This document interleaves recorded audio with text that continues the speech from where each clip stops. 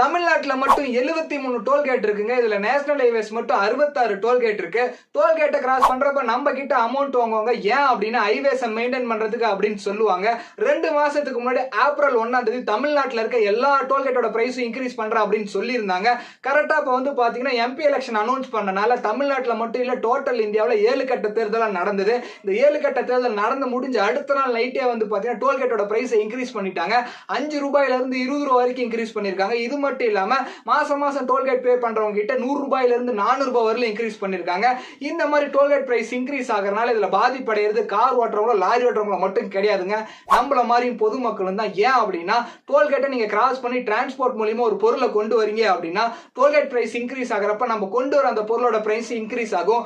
எக்ஸாம்பிளுக்கு பால் விலை, காய்கறி விலை, இது எல்லாமே வந்து பாத்தீங்கன்னா இன்க்ரீஸ் ஆகும். இது மட்டும் இல்லாம வெளியூர் போறதுக்கு நிறைய பேர் கார் டாக்ஸை புக் பண்ணி போவாங்க. நார்மலா போற எக்ஸ்பென்ஸை விட இந்த மாதிரி டோல்கேட் பிரைஸ் இன்க்ரீஸ் ஆச்சுன்னா அதோட எக்ஸ்பென்சஸ் சேர்ந்து டிராவல் சார்ஜ் எக்ஸ்ட்ராவே வரும்.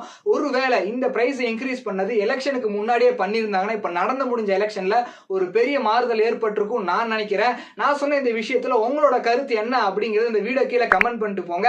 இதே மாதிரி நிறைய வீடியோஸ் பார்க்கணும்னா நம்ம பேஜை ஃபாலோ பண்ணிருங்க. வரட்டா.